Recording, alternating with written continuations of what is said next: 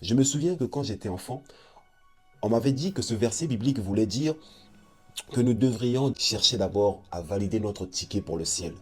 Notre priorité sur terre était de chercher le billet pour le ciel. Et une fois que nous aurons obtenu ce billet, toutes les choses que nous courons après nous seront données par Dieu. Voilà une explication fallacieuse et biaisée qui induit, comme je l'ai dit plus tôt, bien des gens en erreur. Et si jusqu'à présent vous avez toujours cru que ce verset biblique voulait vraiment dire cela, alors je vous prie d'écouter attentivement et ce jusqu'à la fin tout ce que je vais dire dans cette vidéo. Car ce que je m'apprête à vous dire pourrait changer littéralement votre manière de vivre.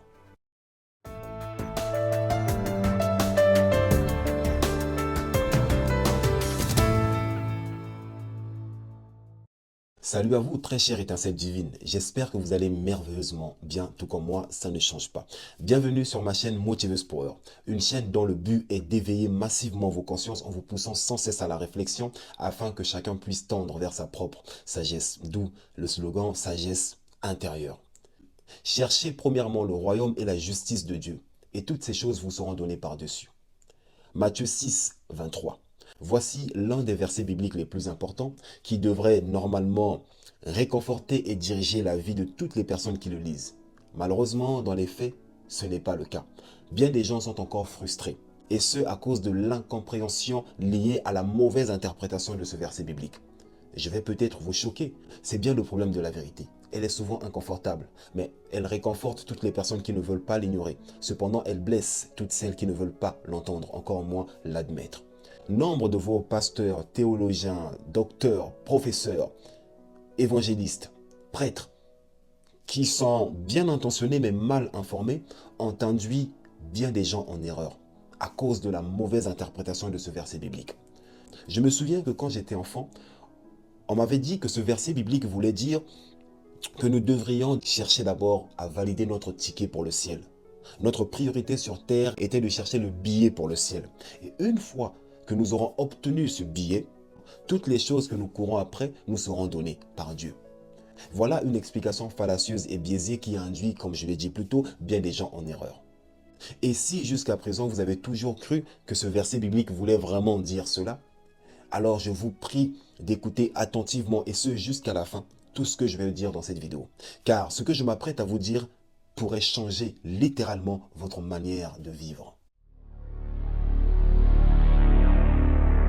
Très chère étincelle divine, avant de vous expliquer le sens profond de ce verset, il est important de comprendre le contexte dans lequel il a été dit. Jésus a énoncé ce verset suite à une constatation. J'ouvre la parenthèse. Que Jésus ait existé ou non, il n'est pas de la compétence de cette vidéo de parler de ça. Le but de cette vidéo est de vous amener à comprendre le sens profond de ce verset biblique afin de vous permettre de le rendre fonctionnel dans votre vie. Je ferme la parenthèse. Pour revenir à nos moutons, donc je disais que Jésus a énoncé ce verset suite à une constatation. Jésus a remarqué que les gens de son époque se souciaient beaucoup des choses basiques. La nourriture, les vêtements, les biens matériels. Suite à cette constatation, Jésus essayait de les réconforter. Mais il est fort intéressant de faire remarquer que les mêmes inquiétudes qu'avaient les gens d'antan sont celles que nous avons actuellement. C'est la preuve que nous n'avons pas vraiment saisi la profondeur de la vérité occultée de ce verset biblique. Parce que si nous avions compris le sens profond de ce verset, nous ne serions pas frustrés. Nous ne nous soucierons pas des vêtements, de la nourriture, des biens matériels. Mais si nous sommes toujours à ce stade, c'est la preuve que nous n'avons pas compris le sens profond de ce verset. D'où l'intérêt de prêter attention à ce qui va être dit ici. Donc, Jésus, pour réconforter ces gens qui manifestaient des inquiétudes quotidiennes et permanentes, leur adressa ces mots. Je ne vais pas tout lire, je vais juste paraphraser. Mais ne vous inquiétez pas de ces choses. La vie n'est-elle pas plus que la nourriture et le corps plus que les vêtements? Regardez les oiseaux du ciel. Ils ne sèment ni ne moissonnent. Ils n'amassent rien dans les greniers. Et pourtant, Dieu les nourrit. Ne valez-vous pas beaucoup plus qu'eux? Je passe. Et ensuite vient ce verset biblique qui constitue le cœur de notre sujet. Cherchez premièrement le royaume et la justice de Dieu, et toutes ces choses vous seront données par-dessus. Très chère étincelle divine, dans les minutes subséquentes, nous allons décortiquer ce verset en profondeur. Pas partiellement, pas religieusement, mais dans son sens réel et vivant. Maintenant, nous allons mettre en exergue chaque mot afin de mieux comprendre ce verset. Commençons par chercher. Chercher veut tout simplement dire rechercher activement, désirer profondément, poursuivre. L'idée, c'est de chercher avec intention, avec effort intérieur ou spirituel. Mais attention, ce n'est pas une recherche passive, c'est une quête engagée, une direction de vie. Après le mot chercher, nous avons premièrement. Premièrement signifie en premier lieu, de prime abord, avant toute chose, la priorité absolue. Cela implique une hiérarchie de vie. Dieu avant tout. Dieu avant tout. Vous avez déjà l'indice. Après, premièrement, vient le royaume. Contrairement à ce que bien des gens pensent, le royaume ne veut pas dire cet endroit céleste, le paradis, cet endroit où nous aurons accès seulement après notre mort. Non. Le mot royaume dans ce verset veut dire le règne de Dieu, la souveraineté divine, l'autorité royale. Il s'agit du règne actif de Dieu, pas seulement dans l'endroit céleste. D'ailleurs, Jésus en parle dans la prière du Notre Père. Que ton règne vienne, que ton règne vienne, que ta souveraineté vienne, se manifeste sur cette terre. Après, au royaume, nous avons la justice. La justice. Que veut dire la justice? La justice veut dire la droiture, la justice morale, la conformité à la volonté parfaite de Dieu. Je mets bien l'emphase sur volonté parfaite. Parce que notre volonté est la volonté de Dieu. Mais la volonté de Dieu n'est pas notre volonté. Cela semble paradoxal. Eh bien, si vous voulez que je vous l'explique un peu plus en détail dans une vidéo dédiée, faites-le moi savoir dans les commentaires. Donc, la justice de Dieu signifie agir selon la volonté parfaite de Dieu. Vous ne pourrez connaître la volonté parfaite de Dieu à moins de chercher activement Dieu. À moins d'avoir cet ardent désir de connaître Dieu. Vous ne pouvez pas agir selon la volonté d'un être que vous ne connaissez pas. Et enfin, nous avons toutes ces choses.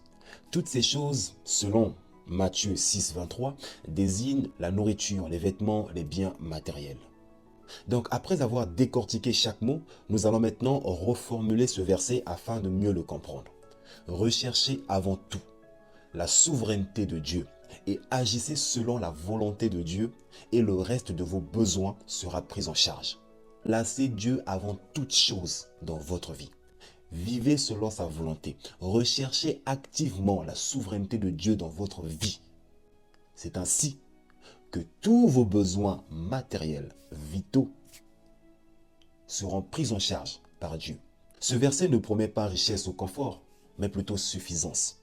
Il insiste sur une orientation intérieure et pratique.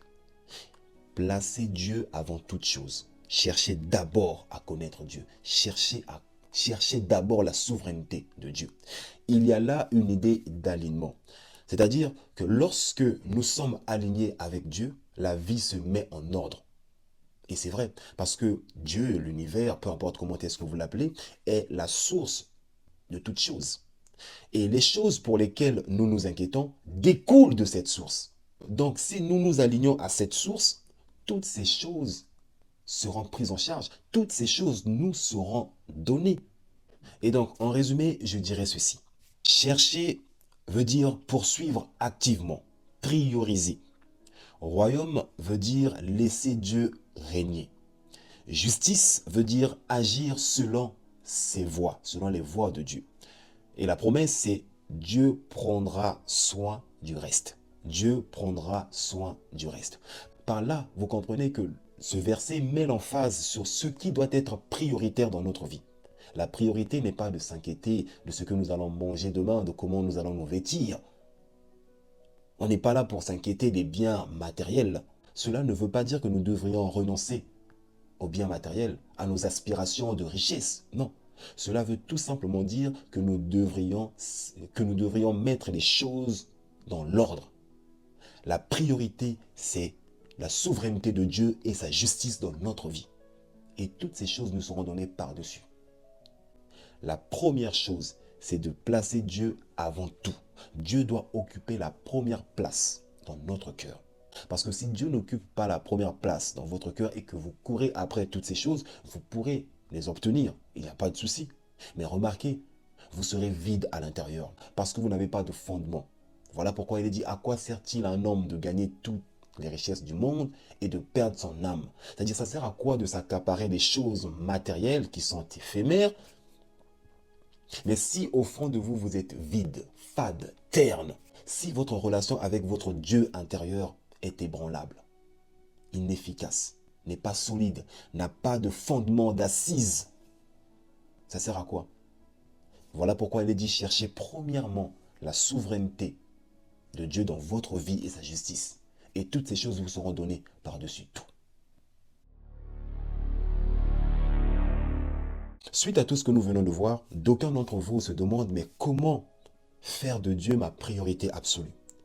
Comment faire en sorte que Dieu occupe la première place dans mon cœur afin que toutes les choses pour lesquelles je m'inquiète quotidiennement me soient données par-dessus tout?